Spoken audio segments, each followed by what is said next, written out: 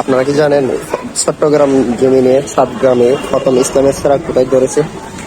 আপনারা কি দেখতে চান? দেখতে চাইলে আমার সাথে থাকেন, আমি আপনাদেরকে নিয়ে যাবো এখন যেখানে চট্টগ্রাম প্রথম ইসলামের সেরাক জ্বলেছে এবং এই জায়গাটা কোনটা আমি আপনাদেরকে এবং আপনারা যদি আমার সাথে থাকেন অবশ্যই আপনাদেরকে আমি দেখিয়ে দেবো আজকে কোথায় চট্টগ্রাম ইসলামের সেরাক জ্বলেছিল এবং অনেক কিছু আছে, আপনাদেরকে বলবো না, আসেন নিয়ে যাই।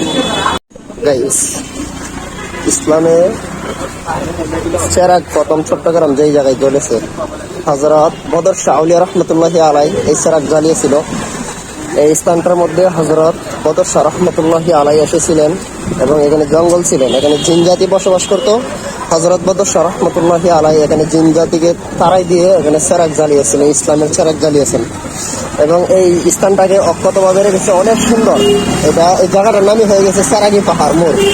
আপনাদেরকে আসেন দেখাই, সরাসরি মূল ভিডিওতে চলে যাই। গাইস, এই যে দেখা যাচ্ছে সেরাগি পাহাড় মোড়, চট্টগ্রাম আন্দরকিলা সেরাগি পাহাড় মোড়। এখানে হযরত বদর শাহ রহমতুল্লাহি আলাই এসেছিলেন ইসলাম প্রচার করার জন্য। ইনি যখন বাংলাদেশে এসেছিলেন তখন এখানে প্রথম এসেছিলেন হযরত বদর আউলিয়া রহমতুল্লাহি আলাই। এখানে এসে ইনি জিন জাতি ছিল, এখানে জিন জাতিদেরকে তাড়িয়ে, এখান থেকে জিন জাতিদেরকে তাড়িয়ে ইনি এখানে বসে দেন সাধনা করতেন। এই স্থানটাকে অক্ষতভাবে রেখেছে চট্টগ্রাম আন্দরকিলা মোড়ের মধ্যে। এটা এই যে দেখা যাচ্ছে অনেক সুন্দরভাবে এটাকে অক্ষতভাবে রেখেছে। দেখুন